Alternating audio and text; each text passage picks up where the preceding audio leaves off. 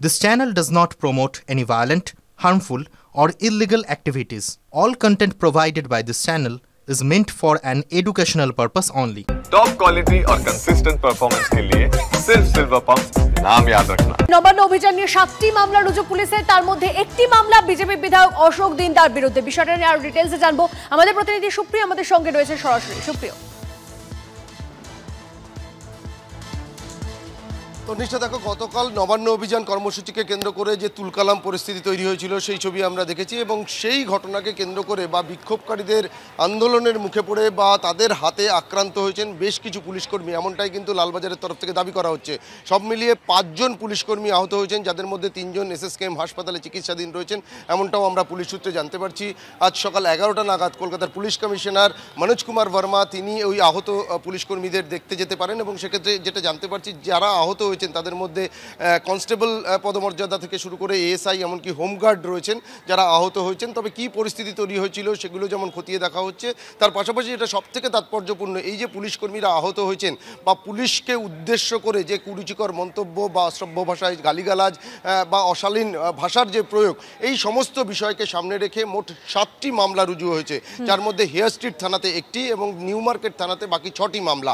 এবং শুধুমাত্র নির্দিষ্টভাবে আমরা যেটা জানতে পারছি, একেবারে বিজেপি বিধায়ক অশোক দিন্দা তার নামেও কিন্তু একটি মামলা রুজু হয়েছে, এবং এই সবকটি মামলা বিষয়ে কিন্তু ইতিমধ্যেই পুলিশ তদন্ত শুরু করেছে। এবং সেক্ষেত্রে গতকালে যে পরিস্থিতি তৈরি হয়েছিল, যেভাবে মারধর করা হয়েছে, রাস্তায় ফেলে পুলিশকর্মীদের মারধর করা হয়েছে বলে দাবি করা হচ্ছে লালবাজারের তরফ থেকে, সেই সমস্ত যে ফুটেজ সেগুলো খতিয়ে দেখা হচ্ছে। যারা যে সমস্ত আন্দোলনকারীরা এই ঘটনার সঙ্গে ইনভলভ রয়েছেন তাদের বিষয়ে কিন্তু পুলিশের তরফ থেকে পদক্ষেপ করা হবে, এমনটাও কিন্তু আমরা জানতে পারছি।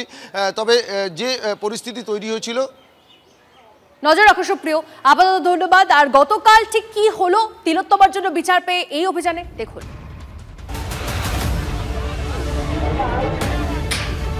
আমার মেয়েটাকে আমার কাছ থেকে কেড়ে নিয়েছে, আজকে হাতের শাখা ভেঙে দিয়েছে।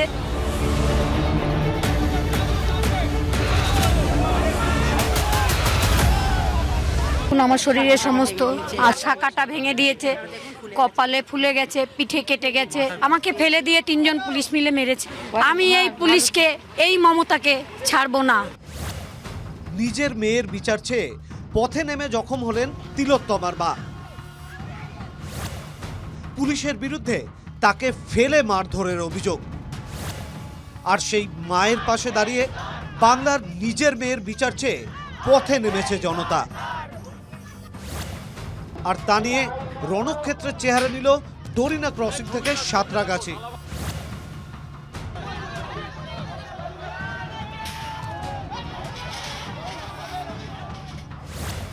আরজিকর হাসপাতালে চিকিৎসক পড়ুয়া তিলোত্তমার নৃশংস নারকীয় ঘটনার 1 বছর পার, এখনো সঠিক দাবিতে অনড় তিলোত্তমার মা বাবা। ফের পথে নেমেছিলেন তারা।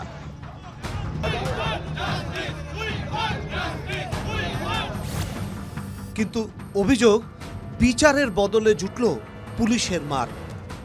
2024 9 আগস্ট আমার গোটা দুনিয়াটাই হারিয়ে গেছে।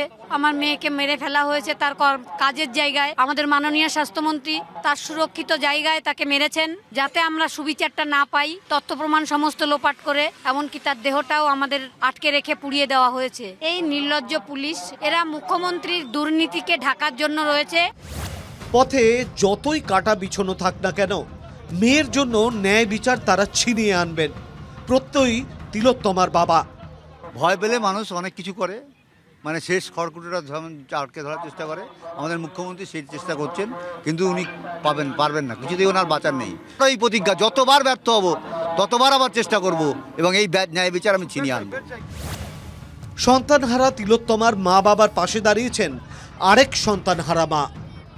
তিলোত্তমার বিচারটা এতদিন হতো, তাহলে আমার মেয়েকে হারাতে হতো না, তাহলে শয়তানরা সাহসই পেত না। তিলোত্তমার সুবিচার চেয়ে জাতীয় পতাকা হাতে নবান্ন অভিযানে নামে আম জনতা। সাঁতরাগাছিতে ব্যারিকেডের তালা ভেঙে টোপকে এগানোর চেষ্টা করে বিক্ষোভকারীরা। হাওড়া ময়দান, পার্ক স্ট্রিটে পুলিশের সঙ্গে বিক্ষোভকারীদের ধস্তাধস্তি বাঁধে, ব্যাপক ধরপাকড় করে পুলিশ।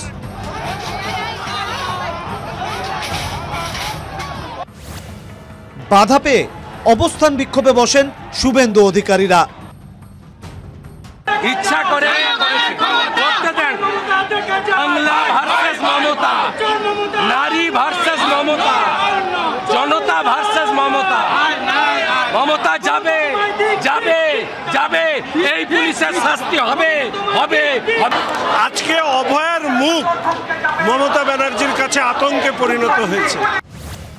যদিও মারধরের অভিযোগ অস্বীকার করেছে police. Police didn't do anything against them.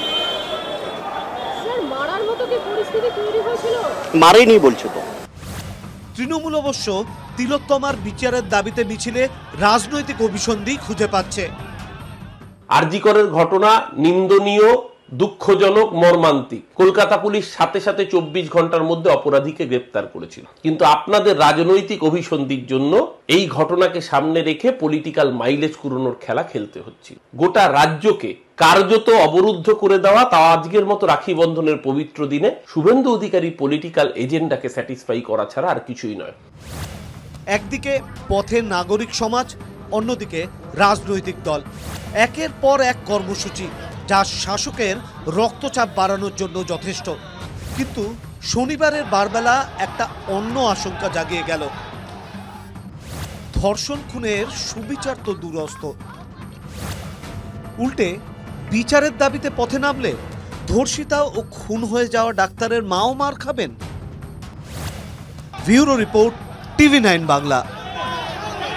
সামনে 26-এর বিধানসভা ভোট, তার আগে সিএএ এসআইআর নিয়ে সরগরম রাজ্য রাজনীতি। আর সেই আবহেই এবার ঠাকুরবাড়িতে নাগরিকত্বের ফর্ম ফিল আপ প্রশিক্ষণ শিবিরের আয়োজন করলো শান্তনু ঠাকুরের অল ইন্ডিয়া মতুয়া মহাসংঘ।